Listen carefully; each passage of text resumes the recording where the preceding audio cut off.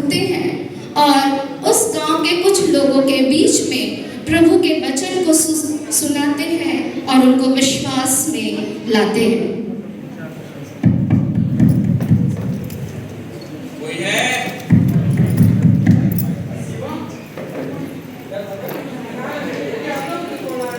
घर पे कोई है क्या? देखिए इतनी रात में कौन हो सकते हैं? आ रहा हूं भैया, आ रहा हूं, रुकिए जरा। नमस्ते भैया। नमस्ते भैया। आप कौन है भैया और कहाँ से आ रहे हैं? मैं एक सुसमाचार प्रचारक हूँ और प्रभु का संदेश सुनाते हुए इस गांव में आया था और रात हो गई, मुझे लगा कि आपका घर का लाइट जल रहा है, मैं पूछने आया हूँ आज रात मुझे आपके घर पे स्थान मिलेगा। अच्छा, पर मैं तो आपको जानता भी नहीं। वैसे अपने बड़े बुजुर्गों से सुना है कि अतिथि देवो भव, तो ठीक है, आप मेरे घर में रुक सकते हैं। आइए भैया जी आइए, बैठिए भैया। नमस्ते बहन। अच्छा भैया, इतनी रात को आप इस गांव में कैसे, किस काम से आए हैं? मैंने बताया ना, मैं एक सुसमाचार प्रचारक हूँ और प्रभु यीशु मसीह का संदेश इस गांव में सुनाने आया था। क्या आपने प्रभु यीशु मसीह का नाम सुना है? नहीं, हमने तो ऐसा यीशु मसीह के नाम को कभी नहीं सुना। कौन है यीशु मसीह? हमने तो अपने गांव में भी इस नाम को नहीं सुना है। यीशु मसीह कौन है भैया? यीशु मसीह परमेश्वर के पुत्र हैं जिन्होंने सारी सृष्टि के लिए अपने आप को बलिदान कर दिया। उस यीशु का संदेश सुनाने के लिए मैं इस गांव में आया हूँ। खैर, आज रात हो गई है ना, सुबह उठ करके हम फिर से इस विषय में बात करेंगे। जी भैया, आप थक गए होंगे, चलिए मैं आपको कमरा दिखा देता हूँ, आप वहाँ रेस्ट कर लीजिए। जी आइए भैया, आइए भैया, ये हमारा छोटा सा कमरा है भैया, आप यहाँ आराम कर सकते हैं। आराम जी, कीजिए। बहुत बहुत धन्यवाद।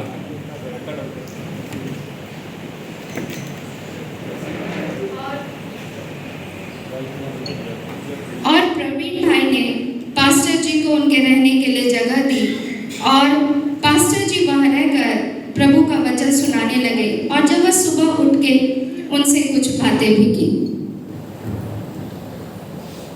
प्रवीण भाई, सीमा बहन, आइए भैया। Good morning. हाँ, चाय बनाइए, सुबह सुबह चाय अच्छी लगती है। बैठिए भैया। जी अरे सीमा, चाय ले आओ।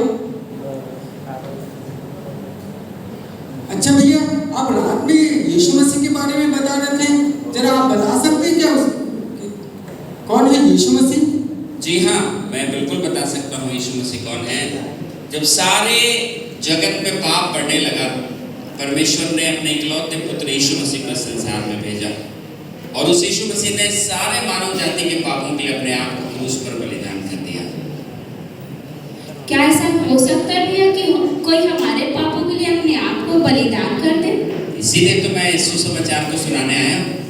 एक ऐसा परमेश्वर है जो हमारे पापों के लिए अपने आप को यीशु मसीह ने बलिदान कर दिया और जैसे ही आप उस पर विश्वास करते हैं ना, आपके जीवन में बदलाव, आपके जीवन में शांति, आपके जीवन में एक अद्भुत आनंद आना शुरू हो जाएगा। मेरे भाई भैया, हमने तो अपने बुजुर्गों से सुना है कि दान दक्षिणा देने से, नदियों में नहाने से शांति और परिवार में आनंद होता है। हाँ, पर वो सब पुरानी बातें हैं बाइबल के अनुसार। अच्छा, आप लोग बाइबल को नहीं जानते होंगे ना, क्या है बाइबल? आप अगर चाहें तो मैं आप लोगों को एक पुस्तक दे सकता हूँ जिसमें यीशु मसीह के बारे में सारी बातें आपको मिलेंगी। जी भैया, आप दे दीजिए तो हम भी जाने यीशु मसीह कौन है। हाँ, ये बाइबल है ना, ये आप इसको पढ़िए, है ना, और प्रार्थना करिए। निश्चित तौर पर सारी बातें परमेश्वर आपको बताएंगे और तब आपका जीवन बदला हुआ दिखाई देगा। आपके जीवन में अद्भुत शांति और आनंद आ जाएगा। ठीक है जी भैया, जरूर हम इस बाइबल को पढ़ेंगे। ठीक है, मैं शाम को फिर से मुलाकात करूंगा। इस गांव में मैं जा रहा हूं और भी लोगों को प्रभु का संदेश मैं सुनाऊंगा। ठीक है, तब तक के लिए जी मिलते हैं, है ना? जी भैया। और पास्टर साहब गांव देखने और लोगों से मिलने के लिए चले जाते हैं। पास्टर साहब के जाने के बाद प्रवीण और सीमा बाइबल पढ़ते हुए कई बातों को बातचीत करते हैं।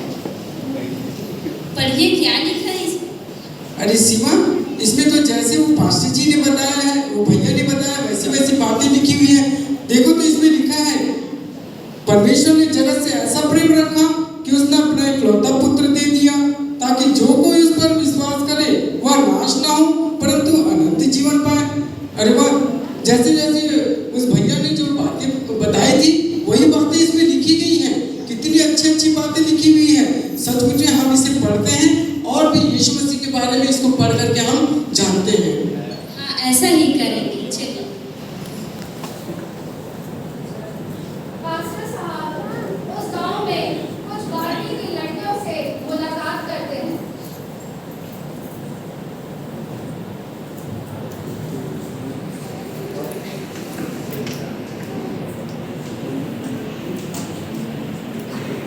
अरे बहनों, तुम सब कैसे हो? बहुत दिनों के बाद हम मिल रहे हैं। क्या प्लानिंग है तुम्हारे फ्यूचर की? अभी अभी तो हमने अपने बारी को अच्छे नंबर से पास किया है। आगे क्या क्या प्लानिंग है तुम लोगों की?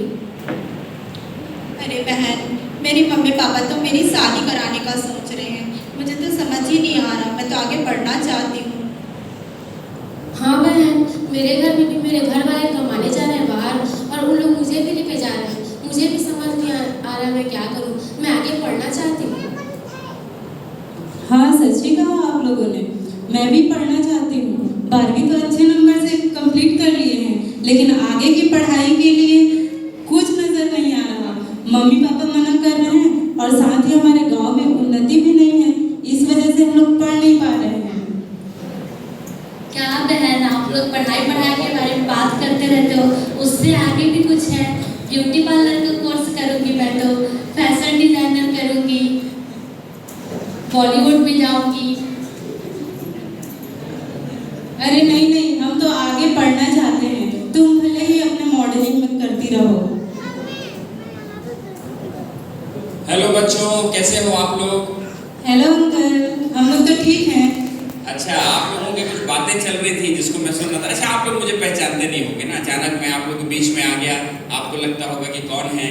जी अंकल, आप कौन हैं? मैं एक सुसमाचार प्रचारक हूँ और प्रभु यीशु मसीह का संदेश सारे जगह में फैलाता हूँ। आप लोगों के बातें चल रही थी, शायद आप फ्यूचर को लेकर के टेंस हैं, फ्यूचर में क्या होगा, इसलिए मैं आप लोगों के पास आया। ऐसा सही है क्या? जी अंकल। अच्छा, मेरे पास आप लोगों के लिए एक बेहतर सॉल्यूशन है। आप जानना चाहेंगे? जी जी जरूर। इससे पहले मैं पूछना चाहता हूँ, क्या आप यीशु मसीह को जानते हैं? यीशु मसीह? नहीं अंकल, हमने तो महात्मा गांधी के बारे में सुना है, सुभाष चंद्र बोस के बारे में सुना है। ये यीशु मसीह कौन है? यीशु मसीह सारे मानव जाति के लिए उद्धारकर्ता बन करके आए हैं। और जब उस यीशु मसीह को हम अपने जीवन में जगह देते हैं ना, हमारे जीवन में अद्भुत शांति आती है। हमारा सारा प्रॉब्लम जो है ना समाप्त हो जाता है। ऐसा कहते हैं यीशु मसीह ही उत्तर है। तो आप लोगों के फ्यूचर में जो आप लोगों की समस्याएं हैं, जो आप सोच रहे हैं, अगर यीशु मसीह को आप अपनी समस्याओं से अवगत कराएंगे ना, तो मैं विश्वास करता हूँ आपकी सारी समस्याएं समाप्त हो जाएंगी। अच्छा, ऐसा भी हो सकता है? बिल्कुल ऐसा हो सकता है। आप लोगों के लिए मेरे पास एक गिफ्ट है, अगर आप चाहो तो मैं दे सकता हूँ। बिल्कुल अंकल। पढ़िएगा जरूर उसे ना। ये बाइबल है जिसे मैं लेकर के चल रहा हूँ। ये रखिए।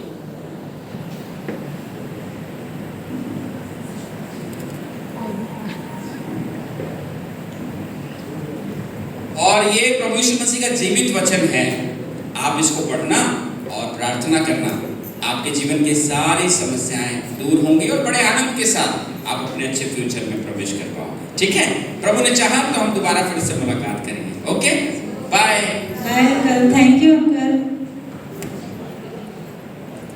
अरे अंकल ने ये कुछ बुक्स जैसे दिए हैं, चलो इसे पढ़ करके देखते हैं कि क्या लिखा है। यहाँ पर लिखा है, हे बोझ से और परिश्रम से दबे हुए लोगों, मेरे पास आओ, मैं तुम्हें विश्राम दूंगा। अंकल सचमुच में हमें कह रहे थे कि तुम यदि अपना भविष्य उनके हाथों में दे दो तो वो सारी चीज को सॉल्व कर देंगे। क्या ऐसा हो सकता है? चलो हम पढ़ करके और भी देखेंगे।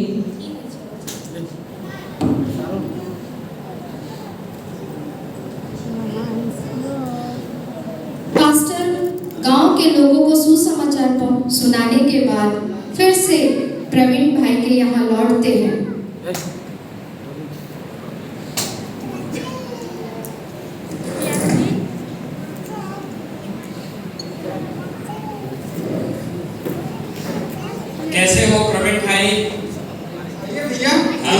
अच्छे हैं भैया हम लोग। जी जी जी जी। बैठिए भैया।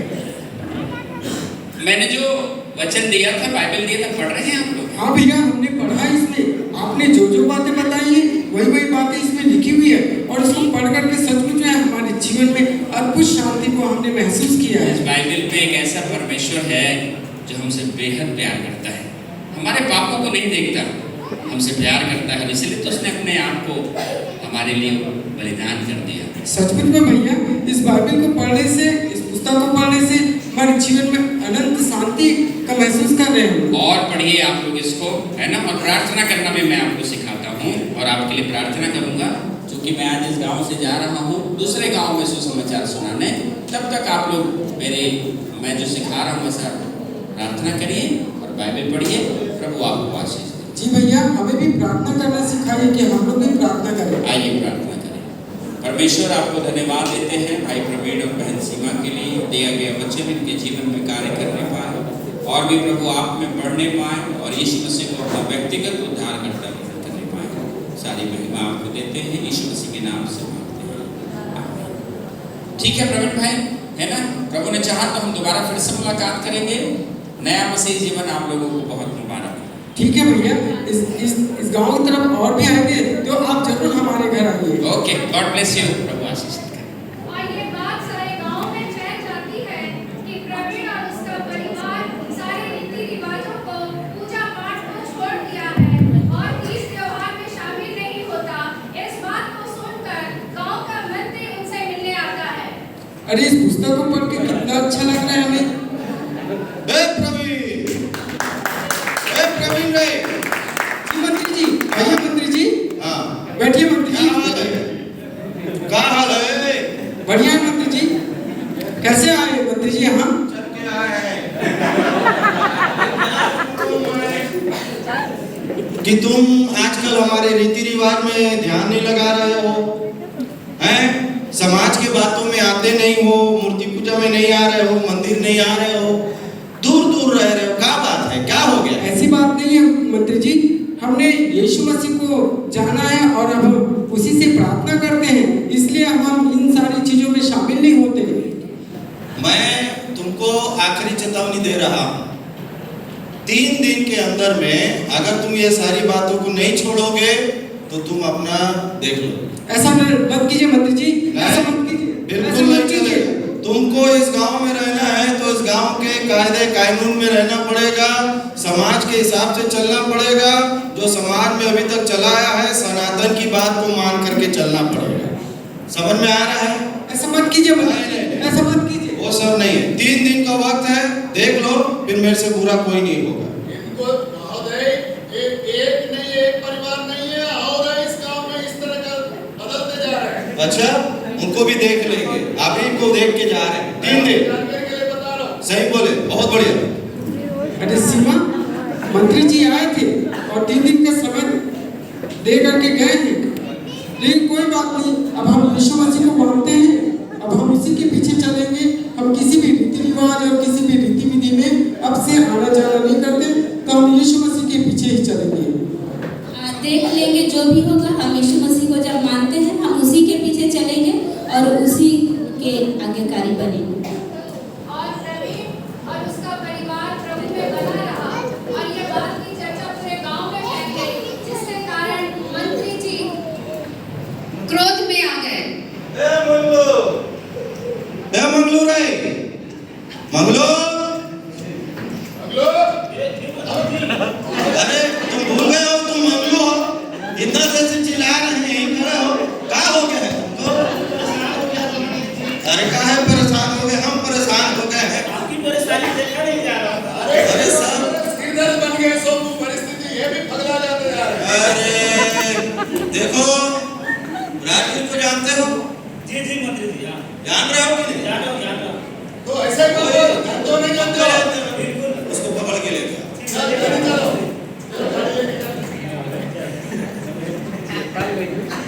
राजवीर, राजवीर, राजवीर जी, हाँ भाई, आपको मंत्री जी ने बुलाया है।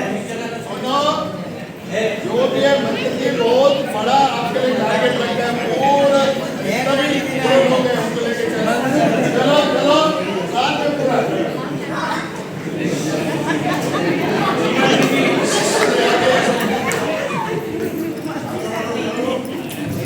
जी मंत्री जी। हाँ बेटा, कैसा राजवीर? बढ़िया हो मंत्री जी, प्रणाम। अरे जीते रहो। देखो जी मंत्री जी। बात ऐसा है कि हमारे गांव में एक कोई है क्रिश्चियन आदमी, क्या बोलते हैं उसको, गुरु टाइप का है, पंडित टाइप का, जैसे हमारे पंडित होते हैं ना, उसी टाइप का कोई है। और ये भाई ये ना सबको बरगला रहा है। अरे हमारे धर्म को लोग छोड़ के चले जा रहे हैं, हमारे रीति रिवाज को छोड़ के चले जा रहे हैं, ये मेरे से बर्दाश्त है। बेटा एक काम करना। जी मंत्री जी। वो एक प्रवीण बोल करके है, हाँ। वो थोड़ा ज्यादा उसके साथ में उठता बैठता है जी, उसको समझा जी। और अगर वो बात को ना माने ना तो तेरे ऊपर है, तेरे को जो करना कर। बाकी मैं मंत्री हूँ, मालूम है ना, जी, जी। अपनी सरकार है, जी। अपना राज है, सोच और सब अपना बेटा, कोई दिक्कत की बात नहीं। आप चिंता मत ठीक करिए। है, मेरे को वो आदमी वापस अपने समाज में चाहिए। अच्छे से आता है तो ठीक, नहीं तो तेरे को जो करना उसको खत्म भी करना होगा तो कर दे। आप चिंता मत करिए, मैं सीधा कर दूंगा मंत्री जी। ओके बेटा, ठीक मंत्री जी, चलता हूँ। पक्का काम होना जी, चाहिए। कर देंगे ठीक है बेटा, जी। ओके बेटा, जीते रहो चलो। चलो ठीक, ओके, जीते रहो ठीक है भाई, मैडम हाँ एकदम सही काम किया आपने, इसी तरह के काम को जरूरत है। बहुत दिन से मैं सोच रहा था ये हमारे समाज के लोग काम क्यों होने जा रहे हैं, हमारे रीति विधियों में क्यों नहीं आ रहे हैं, इसका कुछ ना कुछ ठोस पक्का आप तो पक्का प्लान उनको दे दिए ना, हमारा काम खत्म। आप चलिए, अब देखते हैं राजवीर क्या करता है। राजवीर उस मास्टर को ढूंढते हुए वहीं से गांव पहुंच जाता है।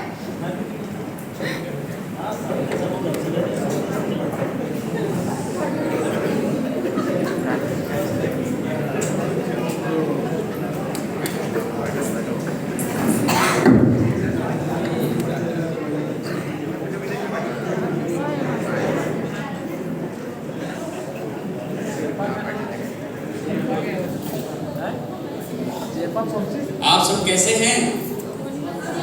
अरे वाह, आप लोग के चेहरे बड़े खिल रहे हैं। मुझे लगता है यीशु मसीह की शांति आप अपने जीवन में एहसास कर पा रहे हैं। कैसे हैं रमेश भाई? परमेश्वर का वचन पढ़ रहे हैं? प्रवीण भाई, आपका परिवार कैसा है? हाँ, मैंने कहा था ना, यीशु मसीह के प्रेम को जब जानोगे ना तो आपके जीवन में खुशी आ जाएगी। बच्चे आप लोग कैसे? आप लोग को प्रॉब्लम? वाह, परमेश्वर को बहुत धन्यवाद देते हैं। आज मैं आपको एक और नई बात बताना चाहता हूँ, ध्यान से सुनिएगा। हमारा विश्वास करना ही काफी नहीं है यीशु मसीह पर। अब आवश्यकता है कि विपरीत परिस्थितियों में क्या हम प्राण देने तक विश्वासी रहते हैं। बाइबल में लिखा है, यदि तू प्राण देने तक विश्वासी है तो जीवन का मुकुट मैं तुझे दूंगा। ये समय और ये परिस्थिति हमारे जीवन में बदलेगी और तब आपको यीशु मसीह पर वो विश्वास दिखाना पड़ेगा, है ना। यीशु मसीह बहुत जल्द आने वाले हैं। अपने विश्वास को आपको थाम कर। अरे हो, यहाँ क्या भीड़ लगा रहे हो? साइड हटो। क्या कर रहे हो यहाँ? आप कौन है भाई? मैं राजवीर हूँ। राजवीर मुझे नहीं जानते हो क्या? तुम कौन हो? मैं पास्टर हूँ। मैं प्रभु यीशु मसीह का संदेश इन लोगों के बीच में सुना रहा था। कौन पास्टर? यहाँ पर कोई यीशु मसीह का संदेश सुनने की जरूरत नहीं है। पहले भी कहा है ना प्रवीण तुमको। हमें अच्छी बातें बता रहे हैं। ये ऐसा मानने वाला नहीं है, जो इनका कुछ ना कुछ बंद करना पड़ेगा। सुधर जाओ। तुमको कितने बार कहा है ना, मंत्री जी ने 3 दिन का मोहलत दिया था। अगर अभी नहीं सुधरे तो तुम्हारे लिए दिक्कत हो जाएगा। राजवीर भाई हमें प्रभु यीशु मसीह के बारे में बताते हैं, और जो हम लोग गलत करते थे और जो हम लोग शराब पीते थे उनको छुटकारा के बारे में बताया। आज हमारा जीवन सुधर गया और प्रभु यीशु में बदल गया। अरे कोई जरूरत नहीं है, कुछ भी गलत नहीं। चुप रहो, मुझे सुनने की जरूरत नहीं है। हमारे पास 33 करोड़ देवी देवता है, तुम उन्हें छोड़ के यीशु मसीह के पीछे क्यों जा रहे हो? कम है क्या हमारे पास भगवान जो तुम यीशु मसीह के पीछे जा रहे हो? 33 करोड़ देवता हमारे लिए क्रूस में जान नहीं दिया। प्रभु यीशु मसीह ने हमारे लिए अपने बच्चों के लिए अपना प्राण को दिया। अरे क्या का प्राण दे दिया? खुद मर गया तो ऐसा भगवान किसको चाहिए? मेरे भाई, मैं आपको बताना चाहता हूँ, मेरे यीशु मसीह आपसे भी बहुत प्यार करता है। अगर आप उस यीशु मसीह को अपना जीवन दोगे ना, आपके जीवन को यीशु मसीह बदल देगा। वो केवल हमारे लिए नहीं, किसी एक कौम के लिए नहीं, वो सारी मानव जाति के लिए उद्धारकर्ता बन के आया। जिस दिन आप उसे अपने हृदय में बसाओगे ना, आपके जीवन में पूर्ण बदलाव आ जाएगा मेरे भाई। अरे नहीं चाहिए कोई प्यार करने वाला, हमारे पास हमारे माता पिता है, हमारे घर वाले जो हमको प्यार करेंगे। तुम लोग ऐसे समझने वाले नहीं है इन लोगों को, इन लोगों को कुछ तो करना पड़ेगा। ये तेरी बेटी है ना, इधर आ, इसको सबके सामने मारता हूँ, तब जाके ये लोग समझेंगे, तब जाके ये लोग सुधरेंगे। अभी भी पास्टर तेरे पास मौका है, अगर अभी भी अपने यीशु मसीह का इनकार करेगा तो तेरी बेटी को छोड़ देंगे। आप कुछ भी कर लीजिए पर मैं यीशु मसीह को नहीं छोड़ूंगी, क्योंकि शुरू से ही मेरे माता पिता ने मुझे बताया है कि परिस्थिति कैसी भी हो पर यीशु मसीह का इनकार नहीं करना। देखो, इसको भी इसके माँ बाप ने सिखा दिया है, ऐसे मानने वाले नहीं है। तेरी बेटी को मार दूंगा मैं पास्टर, इनकार कर दे प्रभु यीशु मसीह का। यीशु के पीछे मैं चलने लगा, ना लौटूंगा, ना लौटूंगा, ना। बड़ा आया, तेरी बेटी को तो तू मरते देख लिया, अब इसकी पत्नी को भी मारता हूँ। अगर अभी भी तू अपनी बेटी को मरते देख चुका है, अगर यीशु मसीह का इनकार नहीं करेगा तो तेरी पत्नी को भी मार दूंगा।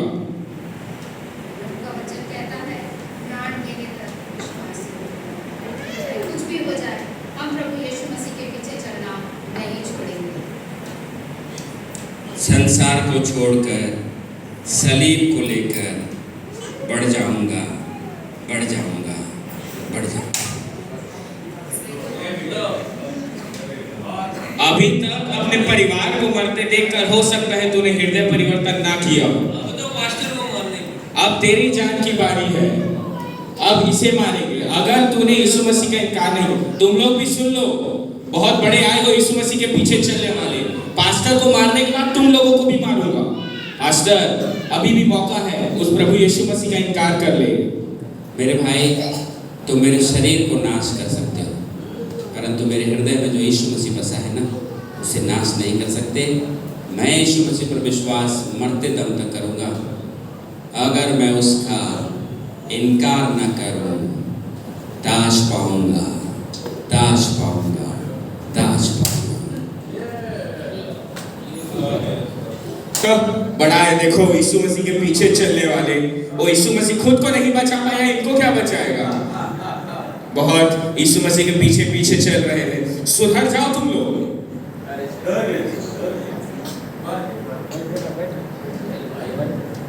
ये क्या चीज है भाई? अरे ये कौन सी पुस्तक है, जरा हम भी तो देखें इसे।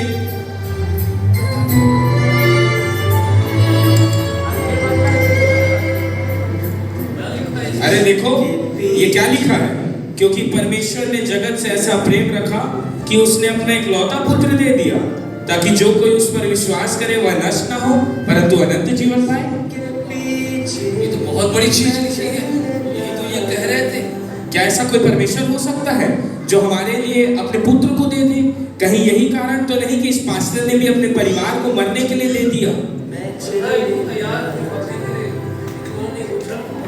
फिर यहाँ लिखा है, देखो, क्योंकि मनुष्य का पुत्र खोए हुए को ढूंढने और उनका उद्धार करने आया है। क्या ऐसा कोई परमेश्वर हो सकता है जो हमारा उद्धार करेगा? हमने जीवन में कितनी गलतियां की, कितनों को मारा, परंतु क्या हमारा भी पाप क्षमा हो सकता है? क्या हमारा भी कोई उद्धार कर सकता है? कि सारे पाप जो है तुम्हारे क्षमा कर सकते। हमसे बहुत बड़ी गलती हो गई भाइयों, हमने एक धर्मी मनुष्य को मार दिया है। लगता है हमें भी अपने पापों की माफी मांगनी चाहिए। हमने बहुत बड़ी गलती कर दी है प्रभु, आप हमें भी उद्धार दीजिए, हमारे पापों को क्षमा करिए। हमने एक धर्मी पुरुष को, आपके सेवक को प्रभु मार दिया। प्रभु दया करिए प्रभु, हमारे पापों को माफ करिए प्रभु, और हमें भी उद्धार दीजिए प्रभु। इस पास्टर का रुका हुआ काम प्रभु हम भाई लोग मिलके करेंगे प्रभु। जिस जगह प्रभु ये पास्टर नहीं गया, हम भाई लोग मिलके जाएंगे प्रभु। हमें माफ करिए प्रभु।